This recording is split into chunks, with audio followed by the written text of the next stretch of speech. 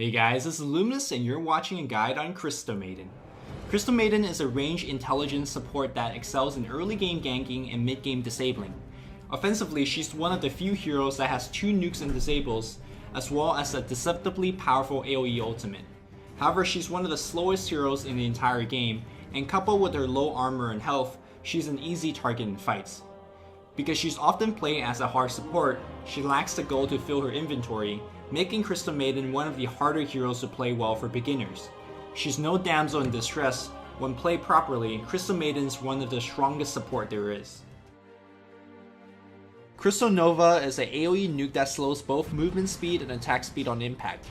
Dealing 250 damage in a 5-second slow, Crystal Nova's true strength lies with the 700 cast range. Combining Nova's long cast range and its 400 AoE, Maiden could initiate from 900 range away. The long cast range of Nova deserves a special mention in tower defense situations, as most other supports would not be able to repel creeps as easily and safely as Maiden can. Lastly, Nova also provides vision on the targeted area, which is extremely handy for chasing and dewarding. Decent damage and great utility, Crystal Nova is a handy spell throughout the game. Frostbite is a single targeted disable that lasts for 3 seconds at max level and dishes a respectable 280 damage. Keep in mind that Frostbite is not a true stun in that the enemy can still cast spells and activate items within Frostbite. The notable exception is Blink from both Anti-Mage and Queen of Pain. A unique attribute of Frostbite is that it keeps enemy heroes from going into invisibility in its duration, making it a good weapon against invisible heroes. In addition, Frostbite lasts 10 seconds in all levels against most creeps and summons, giving Maiden some jungling capabilities. One large downside of Frostbite is its 500 cast range, which Maiden may have trouble getting close enough to cast. Lastly, but most importantly, Frostbite has a low 10-second cooldown, and is one of the few disables in the game that has an instant cast animation. This makes Frostbite a good spammable spell to cancel dangerous channels or to chain stuns together. Arcane Aura is a global aura that grants all allies increased mana regeneration. Specifically for Maiden, the effect of Arcane Aura is doubled. The doubling of the aura allows her to get away without buying any mana regeneration items. She's too much of a princess to share this awesome double aura, so everybody else only gets half. Freezing Field is a channeling ultimate that surrounds Maiden in a 685 AoE. Within this AoE, 70 ice explosions will randomly occur for 250 damage each, for an average of almost 2000 damage. Although Freezing Field has the potential to deal insane damage, keep in mind that the ultimate can be disrupted by any stun during a 7 second of channel time. Furthermore, because of the AoE of Freezing Field is fairly small, it requires Maiden to get dangerously close to enemies. Channeling a good Freezing Field often requires a great deal of crowd control from allies, but the damage potential can be worth the setup. The frequently forgotten parts of Freezing Field is its 30% slow on both movement speed and attack speed, which matters immensely if enemies are trying to escape from the ultimate. Lastly, Freezing Field has a steep mana cost, and even for an intelligence hero, Maiden has issues with casting the spell without the aid of mana boosting items. Luckily for Maiden, since she packs 2 nukes and disables, she could pick the skill that suits her laning situation the best. In the cases where Maiden is the initiator and the team has a proper follow-up, skilling Nova for its long cast range is appropriate. In the cases where the team needs more stun duration, Frostbite offers a pseudo stun and a slightly better damage. Apart from getting a single point in aura at level 3, the first skill to max depends on which of the 2 nukes give better utility to the team. Generally, maxing Nova is a good choice for its AoE and longer cast range, but against specific hero that has blink, invisibility, or speed increasing spells such as Windrunner Surge, maxing Frostbite first is more effective. Lastly, taking Freezing Field at level 6 is completely optional and dependent on the lineup. The mana cost is steep and the damage output is generally lackluster, although with allies such as Magnus or Enigma, Freezing Field can be a good investment. Arcane Aura is level up according to how much mana the team needs, and skipping the aura beyond its first level for stats give Maiden some welcome health and mana. Since Frostbite lasts for 10 seconds against creeps and the aura is doubly effective for Maiden, she could jungle the early portions of the game. Keep in mind that this is a corner case and she should be actively ganking right after level 3. Lastly, Arcane Aura rarely needs to be maxed. In many cases, 2 points of it is more than enough for the team.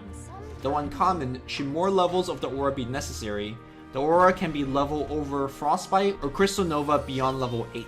Heroes with spammable spells such as Shadow Fiend, Zeus, or Death Prophet will greatly appreciate the extra mana, but keep in mind the damage that Crystal Maiden has to give up by leveling up aura. In summary, there are 3 important aspects to remember about Crystal Maiden's skill set.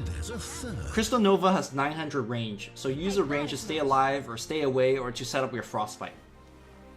Enemies can still cast spells and use items out of Frostbite. Be extremely attentive of BKB users. High levels of Freezing Field takes a ton of mana, and the damage output can be lackluster if you're unlucky. At times, it's correct to skip the ultimate altogether. As most support heroes go, Crystal Maiden will likely be partnered with the carrier of the team. Decisions such as warding, pulling changes from game to game, and deciding whether to go quick boots, dust, or courier upgrade differ in each time as well. Communication with the carry player is of utmost importance, since an untimely pull, for example, allows the enemies to dive the carry under the tower. Other basic support tips, such as heading to the rune several seconds before it spawns, or keeping an eye out for enemy support's inventory, are all applicable in Crystal Maiden's play. As more time goes on, Crystal Maiden becomes less effective, so treat the game as a clock that's winding down. Aggressively smoke gank with allies, and carry teleport scrolls at all time. If ganks are difficult to come by, try to duck in the jungle for a small item such as boots or magic stick, and teleport into an unsuspecting lane to backstab. Spending too much time idling with Crystal Maiden can be game losing. Communicating with your gank party and planning ahead is especially important for Crystal Maiden, since her movement speed can cause her to lag behind the rest of the team. A simple "you initiate, I follow" can drastically increase the success rate of the gank, so be sure to use pings and various forms of in-game communication with the rest of the team. In general, thinking half to 1 second ahead is a key part in being effective with Crystal Maiden ganks. Mid-game warding can be a bane for inexperienced support players, and solo warding expeditions are often a cause of death.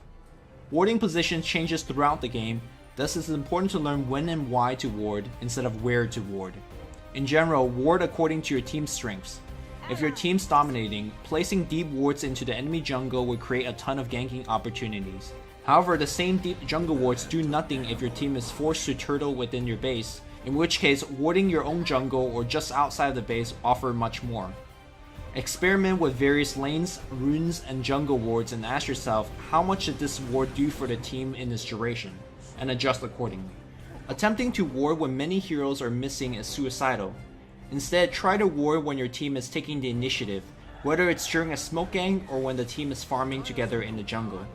Simply asking a mobile core hero to help ward or de-ward will greatly increase the safety of your warding mission.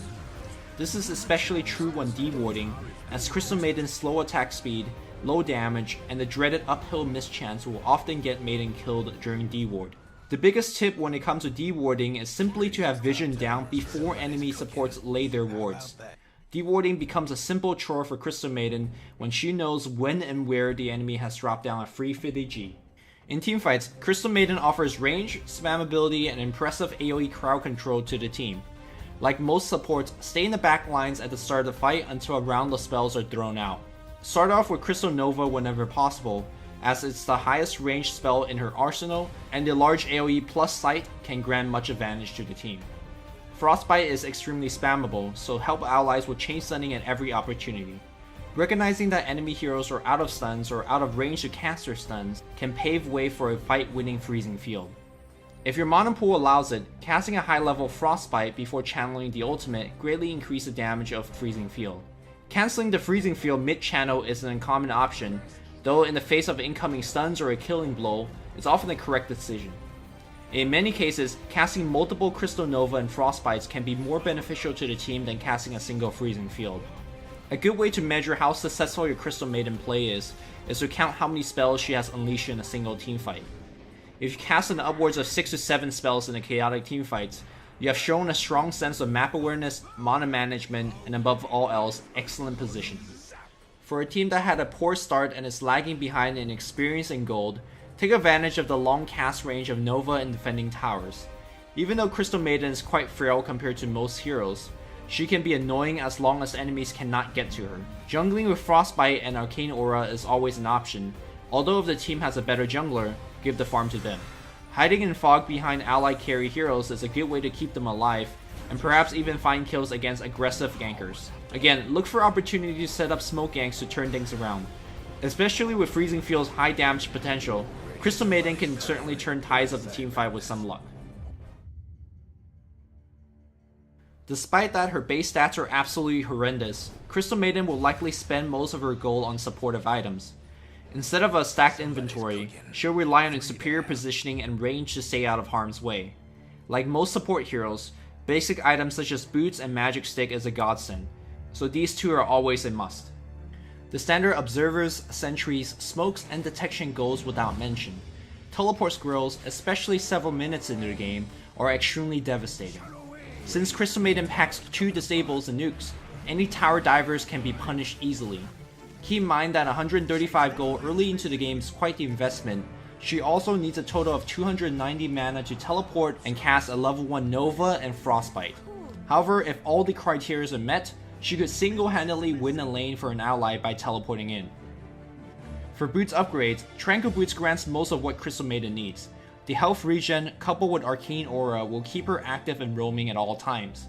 The +4 armor of Tranquil Boots stays active even when the boots is broken, and it goes a long way in giving Crystal Maiden some extra survivability. Phase and Arcanes are also suitable, though not all the stats are well utilized and thus quite situational. Drums of Endurance, Urn of Shadows, as well as Force Staff are great supportive items to pick up, and since their components are quite inexpensive, it's not uncommon for Crystal Maiden to acquire one of these. All of these items play well offensively and defensively, so it mostly comes down to personal preference and the game at hand. Force Staff deserves a special mention for its versatility in saving allies and setting up excellent positioning for Freezing Field. Luxury item for Crystal Maiden includes Mechanism, Hanamitis, and the more expensive Yule Scepter and Heaven's Halberd. Black King Bar also turns Crystal Maiden from a squishy backliner into a force to be reckoned with in the center of fights.